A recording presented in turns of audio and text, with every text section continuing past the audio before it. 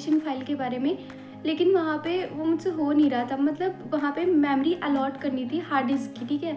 तो वो मेरे से मतलब मैंने उतना ध्यान नहीं दिया, तो मैंने कुछ कम कर दिया, तो उसके कारण वो काम हो नहीं रहा था। तो कल मुझे ध्यान आया कि मतलब बेसिक क्लियर करना बहुत ज़रूरी होता है। तो वैसे तो जैसे कई बार मतलब जनरली कोई पूछता है कि आपके मोबाइल का रैम कितना, स्टोरेज कितना, हार्ड डिस्क की मतलब स्टोरेज कितनी है, ये सब पूछता है। तो मैं देख के बता देती थी कि हाँ इतना इतना है, लेकिन मुझे ये नहीं पता था कि हाँ इनका फंक्शन क्या है, ये वर्क कैसे करते हैं।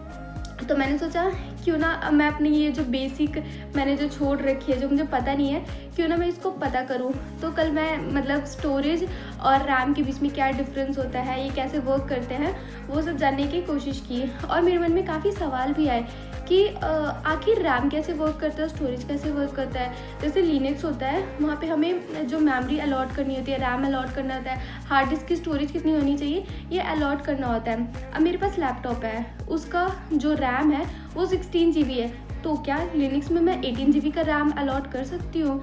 ये मेरा पहला सवाल था। फिर दूसरा सवाल कि जो मेरा लैपटॉप है उसका जो स्टोरेज है, मतलब हार्ड डिस्क की स्टोरेज मान लो वो 477 GB है, तो क्या मैं जो लिनक्स होता है उसमें 577 GB का जो स्टोरेज है वो अलॉट कर सकती हूँ? ये सारे सवाल थे मेरे अंदर। मतलब हालांकि जिनको पता होगा उनके लिए होगा कि यार क्या ही सवाल है, पर मेरे लिए तो था कि हाँ क्या ऐसा पॉसिबल है। तो फिर मैं इनका डिफरेंस समझने की कोशिश की कि हाँ इन दोनों का डिफरेंस कैसा है और क्या ऐसा हम कर भी सकते हैं कि नहीं। तो मैंने रैम के बारे में सीखा। रैम यानी रैंडम एक्सेस मेमोरी। तो इसमें मेनली ये होता है जब हम अपना कंप्यूटर ऑन करते हैं, हम कुछ भी चलाते हैं, जैसे मान लो कोई भी प्रोसेस वगैरह चलाते हैं, तो उस टाइम ना वो टेम्परेरी हमारे रैम में स्टोर होता है। तो जितनी हमारी रैम की कैपेसिटी होगी तो उतना डेटा एक टाइम में हम अपने कंप्यूटर के अंदर चला सकते हैं। इसको मैंने एक रियल लाइफ एग्जांपल से समझने की कोशिश की। जैसे कि अगर हम एक गार्डन में जाते हैं तो वहाँ पे एक बेंच है, तो उस बेंच की कैपेसिटी मान लो 5 लोगों की है, तो उस पर मैक्स टू मैक्स 5 लोग बैठ सकते हैं। लेकिन अब वहाँ पे वो जो लोग बैठते हैं वो परमानेंटली नहीं बैठते हैं। उनका जब तक काम होता है, मान लो टहलने आए हैं, चाहे जो भी जिस भी काम के लिए आए हैं, तब तक वो बैठते हैं, फिर वो चले जाते हैं। और जो बेंच होता है उसके पास कोई फिक्स मेमोरी भी नहीं होती है कि हाँ वो याद रखे कि अच्छा इस दिन मेरे बेंच पे ये आदमी बैठे थे, ये लोग बैठे थे, तो उनकी मेमोरी भी फिक्स नहीं होती है। तो वैसे ही हमारा रैम होता है, तो जो रैम होता है वो मतलब उसके पास कोई मेमोरी नहीं होती है। हम चाहे जितना भी डेटा चलाए, जैसे हम अपना कंप्यूटर ऑफ करते हैं वो डेटा भी इरेज, और रैम के अंदर से ये मेमोरी मतलब ये भी इरेज हो जाता है कि हाँ हमने परसों क्या चलाया था, तरसों क्या चलाया था, वो रैम के अंदर नहीं स्टोर होता है, वो स्टोर होता है हमारे हार्ड डिस्क के अंदर। तो जो हार्ड डिस्क होता है उसके अंदर हम मतलब कोई भी मान लो अगर हमने फाइल अपलोड की तो वो सारा हमारा हार्ड डिस्क के अंदर स्टोर होता है, वो परमानेंटली स्टोर होता है। इसको मैंने समझा जैसे कि अब हमारे पास एक गार्डन है, तो गार्डन में कितने सारे घास होते हैं और वो सारे परमानेंट होते हैं। जब तक हम उन्हें खुद रिमूव ना करें तब तक वो रिमूव नहीं होते हैं। तो वैसे हार्ड डिस्क होता है, हार्ड डिस्क में हम कोई भी फाइल वगैरह स्टोर करते हैं, जब तक हम उसे खुद डिलीट ना करें तब तक वो डिलीट नहीं होता है। और जो मान लो घास है, उसमें नया घास है तो वो भी परमानेंट हो जाता है। तो ऐसे हम नई नई फाइल्स ऐड करते रहते हैं, वो परमानेंट हो जाता है। तो यही, और जो घास होती है उसकी भी कैपेसिटी होती है। मान लो हमारा जितना ग्राउंड है उतने के अंदर ही घास उगेगा ना, अब उससे ज़्यादा तो नहीं उगेगा। अब जहाँ पे घास, जहाँ पे मिट्टी ही नहीं है वहाँ पे घास नहीं उगेगा, जहाँ पे सीमेंट है वहाँ पे तो घास नहीं उगेगा ना।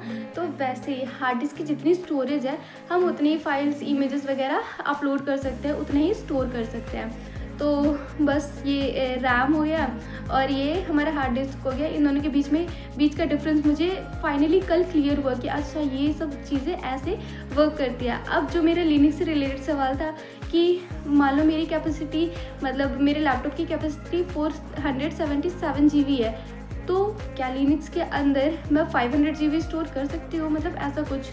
तो फिर मुझे क्लियर हुआ कि नहीं, ऐसा कुछ नहीं होता है। मेनली जो हमारा लैपटॉप है उसकी जितनी स्टोरेज है, उस मतलब हार्ड डिस्क की जितनी स्टोरेज है, मुझे दोनों मैनेज करना है। मुझे अपने लिनक्स भी मैनेज करना है और मुझे अपनी विंडोज़ भी मैनेज करनी है। तो उसके हिसाब से मुझे अलॉट करना होता है। मुझे देखना होता है कि दोनों को, मतलब जैसे होता है ना कि इतना स्टोरेज, जैसे मान लो मेरे पास 477 GB है, तो मतलब आधा जो होता है वो मैं अपने लिनक्स को दे दूँगी, मतलब अगर लिनक्स में मुझे ज़्यादा काम करना है तो मैं उसको ज़्यादा मेमोरी अलॉट कर दूँगी, और अगर कम करना है तो कम अलॉट कर दूँगी। वैसे ही रैम का होता है, मान लो मेरे पास 16 जीबी का रैम है, तो मान लो अगर मुझे ज़्यादा हैवी काम करना है लिनक्स पे तो मैं उसको 10 जीबी दे दूँगी, मैक्स टू मैक्स 6 जीबी मैं अपने विंडोज़ के लिए रखूँगी। लेकिन अगर मैं पूरा का पूरा जो रैम होता है वो लिनक्स को अलॉट कर दूँ तो मेरा विंडोज़ अच्छे से वर्क नहीं करेगा, और मेरा सिस्टम मतलब क्रैश भी हो सकता है कि हाँ, मतलब मैं ऐसे इतने सारे फाइल चला रही हूँ जबकि उसकी उतनी कैपेसिटी नहीं है। और रियल लाइफ में भी होता है, अगर कैपेसिटी से ऊपर कोई काम करो तो बंदा भी फट जाता है, और वैसे भी। तो बस ये सारी चीज़ें हैं जो मैंने सीखी, और मेरे ख्याल से बेसिक क्लियर करना काफ़ी ज़रूरी है। तो मेरा क्लियर हो गया। अब होप सो मुझे ब्लैक आर्क के अंदर जाके मेरा काम जो है वो हार्ड डिस्क को होता है उसको मुझे मतलब अलॉट करना है। अलॉट तो करना है, अब वो अलॉट हो नहीं रहा है, मैं देखती हूँ कैसे अलॉट करना है। अब मेरे को सारा चीज़ समझ में आ गया है, तो अब मैं समझदारी के साथ काम करूँगी। मैं पहले सोचती थी, पहले मैंने सोचा कि यार कोई ना, अगर एरर आएगा तब देखा जाएगा, पर अब हुआ कि हाँ वैसे एरर आया तभी मैंने देखा, पर फिर भी ऐसा करना नहीं चाहिए। अपना जो बेसिक है वो क्लियर करके चलना चाहिए।